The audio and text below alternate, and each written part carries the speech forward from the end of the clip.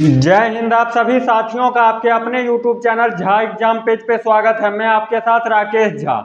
साथियों, यदि आप 10वीं पास हैं तो RPF में आप निश्चित रूप से फॉर्म भर दीजिए। इसका वैकेंसी आ गया है। 2-4 दिन पहले एक खबर वायरल हो गई थी, जो फॉर्म आ गया, लेकिन वो ऑथेंटिक नहीं था। लेकिन अब जो आया है ये बिल्कुल 100% ऑथेंटिक है। इसमें 2 तरह की पोस्ट है, एक SI और एक कांस्टेबल के लिए। मैं आपको इस वीडियो के माध्यम से एक एक करके बात बताता हूं, तो ध्यान से इस वीडियो में आप देखिएगा, सीखिएगा, समझिएगा। RPF यानी railway protection force 2024 total post की यदि बात करूं तो 4200 पोस्ट है, जिसमें 452 किसके लिए है? SI के लिए, यानी सब इंस्पेक्टर के लिए 452 पोस्ट है। 4200 में से 452 को हटा दीजिए, बाद बाकी जितना बच गया वो 10वीं पास अभ्यर्थियों के लिए है। यदि आप 10वीं पास हैं और 18 से 28 के बीच में आपका एज है तो आप निश्चित रूप से इस फॉर्म को भर दीजिए। रेलवे प्रोटेक्शन फोर्स RPF में टोटल पोस्ट मेरे दोस्त 4200 प्लस, जिसमें 452 है SI के लिए, यानी सब इंस्पेक्टर के लिए। सब इंस्पेक्टर के लिए मैं बाद में बात करता हूं जो क्या क्या क्राइटेरिया है। पहले कांस्टेबल का बता देता हूं। एज यानी कांस्टेबल की एज की बात करूं तो यदि आप जनरल कैटेगरी से हैं तो 18 से लेकर के 25 साल और 3 वर्षों का अतिरिक्त छूट मिला है, तो 18 से 28 साल, 18 से 28 कांस्टेबल के लिए जनरल कैटेगरी। OBC से यदि आप हैं तो 18 से 31, इस बीच में यदि आप हैं तो निश्चित रूप से इस फॉर्म को भर दीजिए। SC ST से हैं तो 18 से 33 के बीच में यदि आप हैं तो निश्चित रूप से इस फॉर्म को भर ही देना है।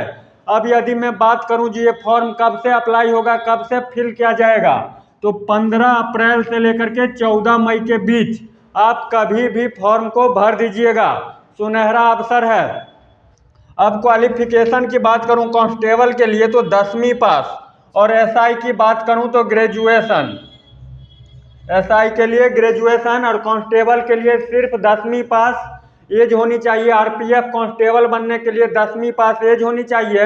18 से 28 वर्ष की आपकी आयु होनी चाहिए। हाइट की यदि बात करूं तो जनरल OBC EWS वालों की 165 सेंटीमीटर, 165 सेंटीमीटर। SC ST से यदि आप हैं तो 160 सेंटीमीटर, ये पुरुष वर्ग के लिए।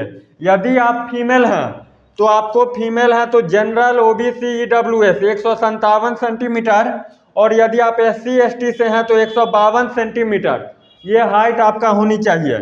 चेस्ट की यदि बात करूं, यदि आप पुरुष कैटेगरी से हैं, मेल हैं, तो जनरल OBC EWS 80 सेंटीमीटर बिना फुलाए, और चेस्ट को फुला करके 5 सेंटीमीटर बढ़ाना है, यानी बिना फुलाए 80 सेंटीमीटर, फुला करके 85 सेंटीमीटर।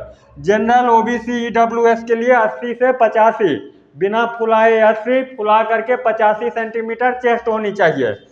ST SC से हैं तो 76.2 बिना फुलाए, उसमें 5 सेंटीमीटर फुलाने के बाद जोड़ दीजिए, तो 76 में 5 को जोड़ेंगे तो 81.2 फुला करके। ये था चेस्ट की बात। फीमेल की चेस्ट की माप नहीं होती है। अब मैं बात करूं अप्लाई कब से कर सकते हैं RPF का फॉर्म, तो 15 अप्रैल से लेकर के 14 मई के बीच कभी भी कर सकते हैं। अब एग्जाम पैटर्न की यदि बात करूं तो सबसे पहले CBT यानी कंप्यूटर बेस्ड टेस्ट देना है। उसके बाद आपका क्या होगा? फिजिकल होगा। उसके बाद DV यानी डॉक्यूमेंट वेरिफिकेशन, इसमें एक ही एग्जाम है। उसके बाद मेडिकल, उसके बाद ट्रेनिंग, उसके बाद आपको क्या हो जाएगा? वर्दी मिल जाएगा। तो सबसे पहले इसमें CBT, उसके बाद फिजिकल और डॉक्यूमेंट वेरिफिकेशन, मेडिकल, उसके बाद ट्रेनिंग। ये था एग्जाम पैटर्न। अब मैं बात कर लेता हूँ फिजिकल का। फिजिकल में क्या क्या होता है तो ध्यान से समझिएगा। फिजिकल थोड़ा इसका कठिन है। क्या है, एक एक बात बताता हूँ। यदि आप मेल कैटेगरी से हैं तो 5.45 यानी 5 मिनट में 5 मिनट 45 सेकंड में आपको 1600 मीटर की दौड़ लगानी है। 5 मिनट 45 सेकंड में 1600 मीटर की दौड़, 14 फीट लॉन्ग जंप और 4 फीट हाई जंप, ये मेल के लिए।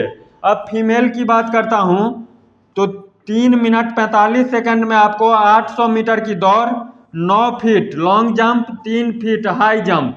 ये फिजिकल का क्राइटेरिया था मेल और फीमेल का RPF में कांस्टेबल का। अब मैं बात करता हूँ एग्जाम का। एग्जाम में कौन कौन सब्जेक्ट से प्रश्न पूछा जाएगा, कितने नंबर का सब्जेक्ट पूछा जाएगा और कितना टाइम दिया जाएगा, तो ध्यान से समझिए। मैथ इसमें 35 नंबर का क्वेश्चन, रीजनिंग 35 यानी वो भी 35, जीके जीएस की बात करूं तो 50 question, total number of question 120। आपको बनाने के लिए टाइम मिलेगा 90 मिनट। तो साथ ही यदि आप 10वीं पास हैं, 18 से 28 के बीच में आपका एज है, तो आप निश्चित रूप से आरपीएफ का फॉर्म जरूर भर दीजिए, क्योंकि इसमें एक ही एग्जाम है, 120 नंबर का एग्जाम है, 90 मिनट आपको टाइम दिया जाएगा। और इसमें पहला सीबीटी है, उसके बाद फिजिकल और डीवी मेडिकल, उसके बाद ट्रेनिंग, उसके बाद आपको वर्दी मिल जाएगा। तो निश्चित रूप से आप इस फॉर्म को भर दीजिएगा। और यदि आप चैनल पर नए हैं तो आपसे विनम्र निवेदन है कि निश्चित रूप से चैनल को सब्सक्राइब कीजिएगा, वीडियो को लाइक कर दीजिएगा और कमेंट करके मुझे जरूर बता दीजिएगा यदि कोई डाउट हो तो। मिलते हैं नेक्स्ट वीडियो में, तब तक के लिए बाय बाय, जय हिंद।